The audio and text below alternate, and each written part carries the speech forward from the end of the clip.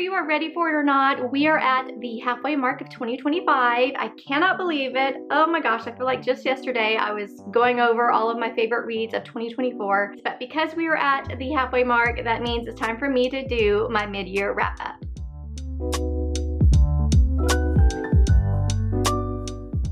Hi everyone, I'm Rhonda and welcome back to my channel, or welcome if you are brand new. In today's video, I'm going to kind of go over my reading journey so far this year in these first 6 months. I'm going to go over some favorites, some disappointments, some anticipated reads for the year, some surprises, and everything in between. And to do this video, I have I think I have 11 prompts that I'm going to highlight on the screen, and I'm going to match up books based off those prompts. Before we get into those prompts, I do want to talk about kind of where I'm at with my reading so far this year. My Goodreads goal is 150 books, and right now I'm at 77 books. However, I have 2 books I'm in the middle of that I should finish before the end of the month, so that number should be around 79. So I'm definitely on track with meeting that goal. Last year, I think at this point, I was at 80 or 90 something books. And I think last year I read close to 200 books. I think I read 198. So I've definitely decreased the amount of books I've read so far, which I'm not upset about because my goal for the year was to just kind of slow down on my reading and just enjoy the books that I'm reading that I'm really enjoying and just take my time with them.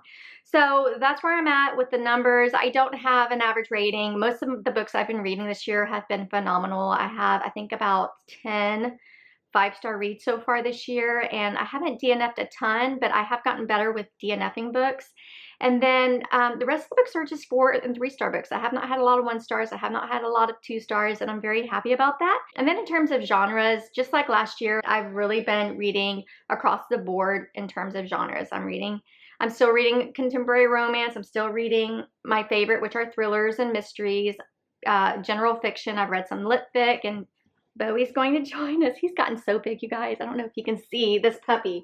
He's ginormous now. Are you going to join us today? Yes, you are, you big boy. So yeah, I think he's going to join us today. And it's actually, when I'm filming this, it's early in the morning, so he should not be too frisky. We'll see. We'll see how he does. He's usually the one that's moving the camera and knocking things over. You're gonna get your chew bone? Go get your chew bone. Go get your bone. Oh, I know, I love you too. Good morning. Good morning, baby boy. Good morning. So like I said, I have 11 prompts that I'm going to go over, and the first prompt is, what is your favorite book of 2025 so far? And if you would have asked me this question a couple of weeks ago, I would have said hands down it is this book. But we are in June, as I said, as I'm filming this, and I actually a couple of weeks ago just finished another book, and it is a 6-star read for me also. It is tied for first. I can't decide which one I like more, so I'm going to talk about them both. The first one, you guys, if you watched any of my videos, you know what it's going to be, but the first book I want to talk about is The Bright Years by Sarah DeMoth. This is a debut novel. It is a contemporary fiction. I think that's what book of the month had it labeled as, but I really think it's more lit fic, and it was so good, so good. This is about the Bright family, and you're going to follow Lily, I think her name is Lily and Ryan, as they meet and fall in love and get engaged and get married and start a family, but you're also going to follow them as cracks start to form in their marriage. They're both keeping secrets from each other, and really this is about how those secrets and how those decisions in their marriage affects their relationship as well as their family and the people around them. So this was so good. It's short, it's under 300 pages, but it definitely packs a punch. It's going to punch you in the face. I was ugly crying throughout the majority of this book, and the writing was incredible. I cannot believe this is a debut novel. I cannot believe we haven't read anything from her before, and I am going to be the first in line to read her next book because she is very, very talented, and her stories are just so engrossing, and I couldn't put this down. So this is one of my favorites of the year.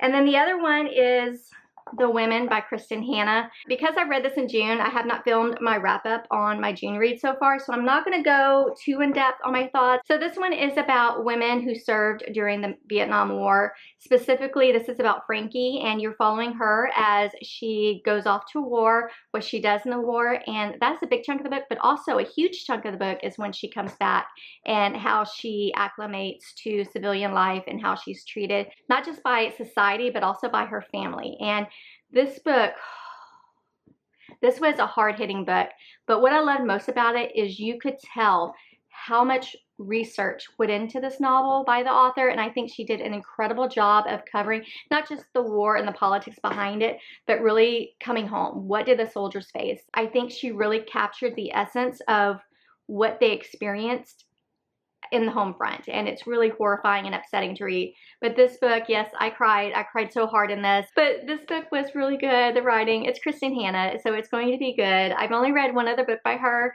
and that was The Nightingale, and I think I love this one even more than The Nightingale, and The Nightingale was a 5-star read too, so I definitely want to read more from this author. But yeah, this was just another great book that I read so far this year, and between these two I just couldn't decide, so that's why we are talking about both of them. The second prompt is, what is the best sequel you have read so far this year? And if I'm being completely honest, I don't think I've read a ton of sequels. The only one that popped in my head immediately was Queen of Shadows. This is, I think, book 4, 1, 2, yeah. This is book 4 in the Throne of Glass series, and I really can't say too much about it, but this was a book I couldn't put down. There was just something constantly happening. Usually with thick fantasy romances, there are lulls, and there's sometimes a slog to get through, but this one, something was constantly happening. There was new information that was presented to me that was blowing me away, or there were action scenes that were really holding my attention. But overall, this whole book was just phenomenal. I gave it 5 stars. It is my favorite book so far in this series, and it is the one that I think is the best sequel that I read so far this year. All right, moving on to prompt number 3, and that is, what new releases you haven't read yet but you really want to? And I have 2. Well, as you know, I've been reading the Throne of Glass series, so that means I have not been picking up any fantasy or fantasy romance books just because I really want to focus on getting that series knocked out. And over these past few months, a couple of fantasy romances have come out, and everyone is talking about these 2 books, and I'm itching and dying to read these books. And those 2 books are Shield of Sparrows by Devney Perry. People are losing their minds over this one. I've heard it is so good. And Devney Perry is actually a romantic suspense author. She wrote the Indigo Ridge series, which I have not read. I have not read anything by her, but I really want to read this one. I've heard amazing things about it. And then the other one is Silver Elite by Danny Francis. There for a while in my area, you could not find this book. Everyone is talking about it. I think there's some controversy with the author. No one knows who it is. My thoughts are, leave her alone. If she doesn't want people to know, honor that request and just let her be. But this is another one where people are losing their minds over. I heard it has a really good magic system, or an interesting magic system. And I've heard some things say it's not as good as what people are hyping it up to be, but I will be the judge of that, and I want to read it as well as Shield of Sparrows. So these are the 2 books that I wish I could just stop what I'm reading and read these 2 now. But I'm going to hold off as much as I can until I finish Throne of Glass. Okay, prompt number 4 reads, what are your most anticipated new releases for the second half of the year? And to be honest, when I was researching this prompt, I keep a running list of books that as I come across their release date, I add them to my iPhone notes. And I was going through my list, and there really wasn't anything that just stood out, because I feel like the majority of my most anticipated reads of the year came out during this first half of the year, specifically over these past few months, and they've already released their books, and there's just not a ton. Just real quick, looking at my notes, Ruth Ware is having a new book coming out on July 8th called The Woman in Suite 11. This one is a follow-up to Woman in Cabin 10, which that was the first book I read by Ruth Ware, and I really, really enjoyed it. But I don't know if I'm going to read the sequel. I don't think it needs it, and typically when I read sequels like that, I don't enjoy them as much as the first, and I feel like they were a waste of money. So I'm going to keep that one on my radar. I wouldn't say that I'm most anticipating that one. I think gun to head, if I had to pick a couple, it would be The Fallen and the Kiss of Dusk by Carissa Broadbent. This comes out on August 5th. And then T. Kingfisher is coming out with a new one on August 19th called Hemlock and Silver. I'm kind of actually looking forward to that one, because I know that one's going to be a gothic fantasy romance, and it is a Snow White retelling, which sounds very interesting to me. Outside of that, there's just nothing on my list that I absolutely have to read between now and the end of December. Oh, one more. Wild Card by Elsie Silver comes out on September 9th. That is book 4 in the Rose Hill series. She writes contemporary romances, in case you don't know. So yeah, those are really it. So really, as you can see, there's really nothing coming out in the second half of the year that I'm just kind of itching to read, which maybe it's not a bad thing, because I have a ton of books on my physical TBR that I need to get to, and I need to stop buying books. So maybe I can kind of tackle some of those books on my physical TBR and get that number down. Moving on to prompt number 5, and that is, what is your biggest disappointment of the year? And I actually have 2 again. The first one is Great Big Beautiful Life by Emily Henry. This was a disappointment because I just really didn't enjoy anything about the story. When I went into it, I'd heard some negative reviews about it, and I went into it knowing that it's going to be more of maybe Evelyn Hugo-esque, and I loved The 7 Husbands of Evelyn Hugo, so I was prepared for it. I was ready for it. No, I did not enjoy the romance. And then the story that you're following about Margaret Ives, I didn't care. I found her story very boring and just nothing was really happening. And it was just a huge disappointment for me. So my first disappointment. And then the last big disappointment was Onyx Storm by Rebecca Yarros. This one came out at the end of January, and I was really looking forward to this book. By the way, this is the 3rd book in the Empyrean series, or the Fourth Wing series. I loved Fourth Wing. That was a 5-star read for me. I reread it before this book came out, and it was still a 5-star read for me. Iron Flame, I think I gave it 4 stars, but it was more like a 3-star read. It was okay, but I really enjoyed probably the last half of the book. This one, it took me forever to get through. It was incredibly boring.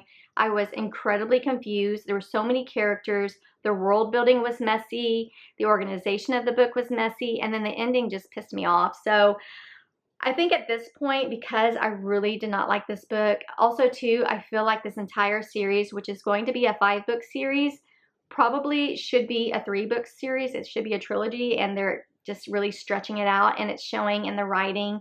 And at this point, I don't think I'm going to continue with this series. I think this is the last book I'm going to read. I have heard that they are adapting this series into I think a television series, I'm not sure, and I think I'm just going to watch that and get caught up that way. But sadly, this was just a really big disappointment for me in 2025. The next prompt is, what is your biggest surprise for 2025? And that is Sunday Morning by Julie Ann. You guys have heard me screaming about this book. It was so good, and it was a surprise to me because it really towed the line on what I'm comfortable with. This is a forbidden romance. I do not like forbidden romances. I don't like reading things that are taboo.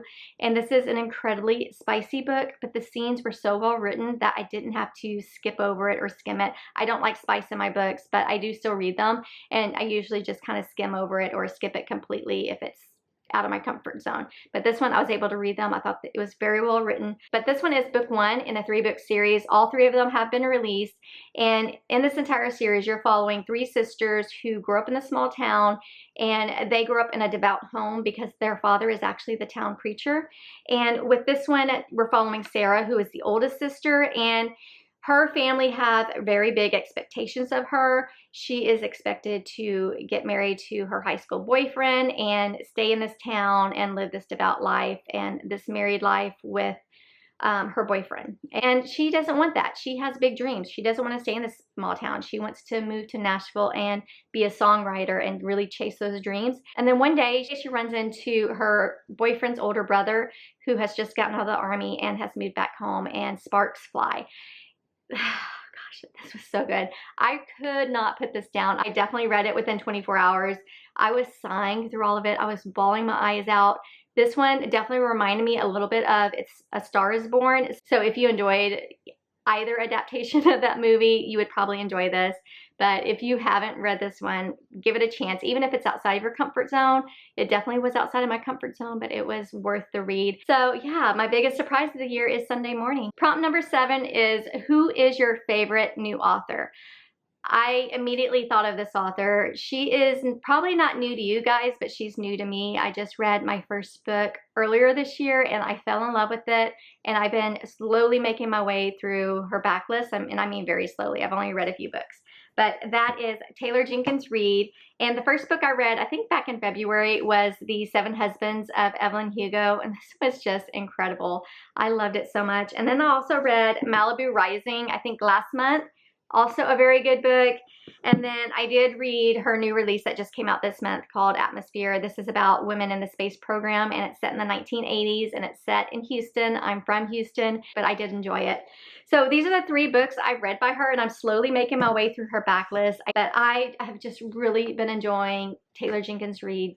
Her books are so bingeable. I can open a book and I don't want to read anything else. I don't want to do anything else. I just want to sit and just binge read her books. They're so captivating. I'm so interested in the characters, and she's just a good writer. She just really draws you in and sucks you in, and she doesn't let go until that last page. So yeah, new favorite author, hands down, Taylor Jenkins Reid. Prompt number 8 reads, what book made you happy? And right off the bat, there's a lot actually that I've read this year that just really made me happy, and I forgot to pull one of them off my shelf, and I don't feel like getting it now. But the first book I want to talk about is Love Haters by Catherine Center, and I would say actually anything by Catherine Center I would recommend as being my happiest book, just because every time I read her books I just giggle and laugh, just because Catherine Center writes incredible female main characters. All of those characters are quirky and witty and funny, and the inner dialogue that they have with themselves, or the inner banter that they have with themselves, just crack me up. But if I had to pick one that I read this year that I would say made me the happiest, that is the Love Haters. That is her newest release. I loved it, and it definitely kind of put me in a happy place when I finished it. I have 3 other books I want to talk about. I have Beg, Borrow, or Steal by Sarah Adams. This is the 3rd book in the When in Rome series, and this was so sweet. I know that anytime I pick up a Sarah Adams book, I'm just going to giggle and laugh and sigh and kick my feet. And these 2 characters were just so cute and funny, and their banter, this is definitely hate to love, workplace rivalry. It was so cute, and I would say this is definitely a happy book. Another happy good time is It's a Love Story by Annabelle Monaghan. I know that when I pick up an Annabelle Monaghan book, I'm going to feel all the feels. I'm going to be happy. I'm going to giggle, just because she writes funny characters too, just like Catherine Center. And I just honestly, I don't think Annabelle Monaghan has it in her to write a bad book. So I would definitely say that this is going to put you in a happy place. And then the last book that I would say definitely made me happy is a book that I read this month. It is actually a new release for the month, and that is Everything's Coming Up Rosie by Courtney Walsh. Courtney Walsh writes clean, closed-door romances. There's no cussing, there's no spice, and there's really no just stupid problem that they're trying to overcome in the book, like miscommunication. I cannot stand that. I don't know anyone who does like miscommunication as the problem in a book. But this one, I was laughing so hard through this. Our female main character is hilarious. Courtney Walsh, just like these other authors, writes really funny characters. I read some of her holiday romances, and those were a fun good time too. But I would say definitely pick up this one by Courtney Walsh if you want to just get put in a good mood, because it's so sweet and wholesome, and it's just very entertaining. And this is a book I didn't want to put down. Okay, we only have a few more prompts left. Prompt number 5 reads, name a book that made you cry. If you watch my videos, you know I'm a book crier. I cry in most books that I read. So maybe we should go through the books that I did not cry in, right? No, I'm joking. I did narrow it down to 2 books. I went through all the books that I read, and I tried to pick out 2 that I feel like I cried the most in so far this year. And they're books that I already talked about, and that is The Bright Years. I mean, full on ugly crying. And then The Women. I was just sobbing pretty hard in this one too. So just a warning, if you haven't read these and want to pick them up, that these are impactful and incredibly emotional. Even though I do cry a lot in books, I would be shocked if you guys don't cry in this. So just a warning to have a box of tissues handy if you do happen to pick these 2 books up to read. Prompt number 10 reads, what is the most beautiful book that you bought this year? And this is another one I could not narrow it down, just because all of these special editions have been incredibly beautiful this year. I mean, these publishers have been knocking it out of the park. The first one I want to talk about is Sword Heart by T. Kingfisher. This cover is gorgeous. And this is another book that I read this year, so I'm not going to go over it too much, but this one is kind of a cozy fantasy, and it's beautiful. And then it has some turquoise sprayed edges, and then on the cover there's a sword. So this was a beautiful one. Another one that I've already gone over is Shield of Sparrows by Devney Perry. I mean, look at this. Look at the sprayed edges. Stunning. So beautiful. And then you have this artwork in the center of like a little village within some woods. And then the cover has some gold foiling. So this book just, oh, so pretty. I think even if I don't like this book, I'm going to keep it just because it is pure artwork. And then finally, another one is The Knight and the Moth. This is another one that the artwork is just stunning. It also has beautiful sprayed edges with the swords. And then the end pages,